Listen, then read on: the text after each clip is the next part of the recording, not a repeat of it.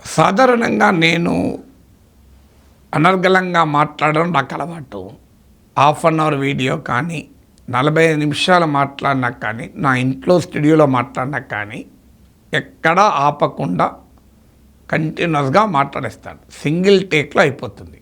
So నా cameraman ఆ video editor అంటుంటాడు, సార్ నీ దగ్గర పనిచేయడం చాలా సులభం సార్, ఎందుకంటే 10 ముక్కలు ఉండవు, ఎడిట్ చేయాల్సిన అవసరం లేదు, కరెక్ట్గా ముందు వెనక కట్ చేసుకుంటే అయిపోతుంది, నో ఎడిటింగ్ రిక్వైర్డ్.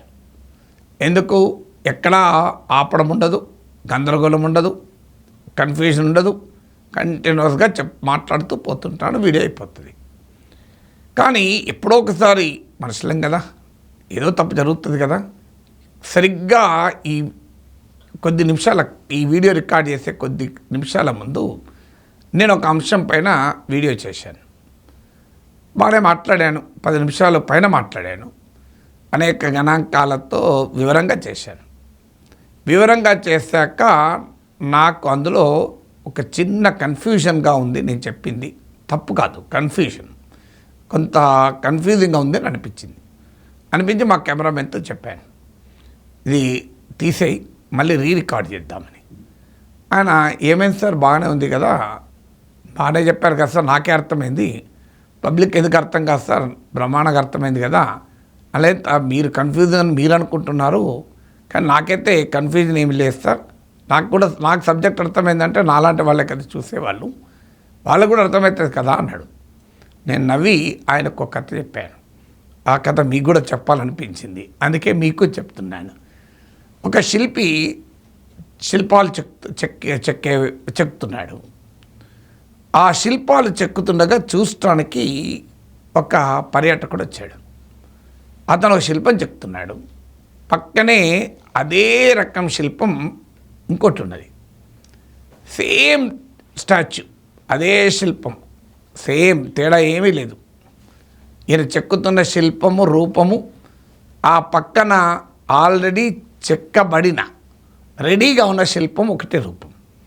సో వెంటనే ఈ పర్యాటకుడు అనుకున్నాడు, బహుశా 2 శిల్పాలకు ఆర్డర్ ఇచ్చి ఉంటారు ఎవరో, ఒకే రూపం ఒకే రకమైంది అని ఉత్సుకత పట్టుకోలేక శిల్పిని అడిగాడు, ఏంటి 2 శిల్పాలు ఆర్డర్ ఇచ్చారా, ఒకే రకం అన్నాడు. కాదు, ఒకటే ఆర్డర్ ఇచ్చారు అన్నాడు. Captaincy is about making right decision whether on the field और ऑफ द फील्ड. इसलिए मैं कंट्री डिलाइट पर भरोसा करता हूँ. They deliver 100% pure buffalo milk to my doorstep by 7 AM. Don't just enjoy our matches. Enjoy village fresh buffalo milk too. Download the Country Delight app. పర్యాటకుని తల తిరిగిపోయింది. అదేంటి మరి ఒకటే ఆర్డర్ ఇస్తే 2 ఎందుకు చేస్తున్నావు అన్నాడు. లేదు ఒకటే చేస్తున్నా అన్నాడు. అదేందయ్యా, అక్కడ నువ్వు చెక్కుతున్న శిల్పానికి అక్కడ ఆల్రెడీ రెడీగా నీవు ఆల్రెడీ చెక్కి కంప్లీట్ చేసే శిల్పానికి ఏం తేడా ఉంది అన్నాడు. 2 ఒకటే కదా అన్నాడు. కానీ 2 ఒకటే రూపంలో, కానీ అందులో ఒక చిన్న పొరపాటు జరిగింది, అందుకొరకు మళ్ళీ చెక్కుతున్నా అన్నాడు. ఏంటి ఆ పొరపాటు అని తేరిపార చూశాడు. ఇతనికి ఎక్కడా పొరపాటు కనిపించలేదు. వెంటనే శిల్పి దగ్గరికి వెళ్ళి, నాకేమీ కనబడతలేదు కదా, చాలా అందంగా ఉంది శిల్పము, చాలా బాగా ఉంది, ఎక్కడా తేడా లేదు, మరి మీకు ఎందుకు తప్పని అన్నారు అన్నాడు. లేదు, ముక్కు మీద చిన్న గీత పడింది, అందువల్ల మళ్ళీ చెప్తున్నాను అన్నాడు. ఈసారి మళ్ళీ ఉత్సాహం ఆపుకోలేక దగ్గరగా వెళ్ళి చూశాడు శిల్పం. ఆయనకు ఆ ముక్కు మీద గీత కనబడతలేదు. దగ్గరగా అంటే ఆ ముక్కు దగ్గరికి పోయి చూడాడు కదా, శిల్పం అక్కడ ఉన్నది, దాని దగ్గరికి వెళ్ళి చూశాడు. ఆయన ఏమీ గుర్తించలేనంతగా ఉంది. ఈ could not even identify it. అప్పుడు వెళ్ళి మళ్ళీ నేను దగ్గరికి వెళ్ళి కూడా చూశాను, ఆ శిల్పం ముక్కు మీద ఏమి గీతలాగా నాకు అనిపించడం లేదు అన్నాడు. నాకు కనిపించడం లేదు అన్నాడు. అని ఆ పర్యాటకుడు ఇంకో ప్రశ్న అడిగాడు, ఇది ఎక్కడ పెడతారో అని అడిగాడు. అంటే 30 అడుగుల దిమ్మ తయారు చేసి ఆ దిమ్మ మీద పెడతారు అన్నాడు. 30 అడుగుల దిమ్మ పైన పెడితే దూరంకి వెళ్ళి చూసేవాడికి ఏం కనబడుతుంది? నేను కిందనున్న దిమ్మనే వెళ్ళి దగ్గరగా తీక్షణంగా చూసినా నాకు కనబడలేదు, నేను గుర్తించలేదే. అది ఎక్కడో 30 అడుగుల పైన పెడితే అసలు ఎవరు కూడా దాని దగ్గరికి వెళ్ళి చూడలేడు కదా, మరి ఎవరికి కనబడదు కదా ముక్కు మీద ఉన్న గీత అన్నాడు. శిల్పి నవ్వి, నాకు కనబడుతుంది కదా, నాకు తెలుసు కదా, నాకు కనబడుతుంది కదా అన్నాడు. నాకు తెలుసు కదా ఆ శిల్పంలో లోపం ఉందని అన్నాడు. ఆ లోపం ఇతరులకు కనబడుతుందా లేదా అన్న దాంతో నాకేం సంబంధం అన్నాడు. నేను నాకే సమాధానం చెప్పుకుంటాను. I'm answerable to myself. నేను నాకు జవాబుదారిని. I'm accountable to myself. ఎవరో అడుగుతారో అని నేను తప్పులు చేయకుండా ఉండను. నాకు తెలిసి నేను తప్పు చేయొద్దు. చూడండి, క్వాలిటీ కాన్షియస్నెస్ ఎంత అద్భుతమైందో చూడండి. తాను ఎవడో తప్పు పట్టుకుంటాడు, తప్పు దొరకబడతాడు అనాల్సిన అవసరం లేదు. సాధ్యమైనంతగా ఎవరమైనా తప్పులు చేస్తాం. నేను మాట్లాడే వీడియోల్లో 100% తప్పులు ఉండవని నేనేమనను. కొన్నిసార్లు ఏదైనా పొరపాటున చెప్తే మళ్ళీ దాన్ని సరి చేసుకుంటాను. శిల్పమైనా తప్పులు లేకుండా చెక్కవచ్చేమో, వీడియోలు తప్పులు లేకుండా చేయలేం. ఎందుకు చేయలేమంటే నేను కూడా ఇంకెక్కడో చోట సమాచారాన్ని సేకరిస్తాను. శిల్పాలచార్యుడి కొమ అవసరం లేదు, తన నైపుణ్యం మాత్రమే. ఇక్కడ నా నైపుణ్యంతోనే సంబంధం లేదు. నేను I depend on authentic sources, credible sources, విశ్వసనీయమైన సోర్సెస్ పైన ఆధారపడి సబ్జెక్టును తెలుసుకుంటాను. కానీ ఆ సోర్స్లోనే తప్పు ఉందనుకోండి. ఉదాహరణకు నేను ఒక పుస్తకంలో ఓ ఫిగర్ చదువుతాను, ఆ ఫిగర్లో ప్రింట్ ఎర్రర్ ఉందనుకోండి పొరపాటున. నేను సాధారణంగా కాంటెక్స్ట్లో గుర్తుపడతాం తప్పుందని, కొన్నిసార్లు గుర్తుపట్టనంతగా కూడా ఉండొచ్చు. ఉదాహరణకు 100 బిలియన్ 10 బిలియన్ ఉందనుకోండి, నాకు కాంటెక్స్ట్ అర్థమై ఇక్కడ ఏదో తప్పు ఉందని పట్టేసుకుంటాను, వేరేది వెరిఫై చేస్తాను. 100 బిలియన్ ఉండేది 95 బిలియన్ ఉందనుకోండి, I may miss it also.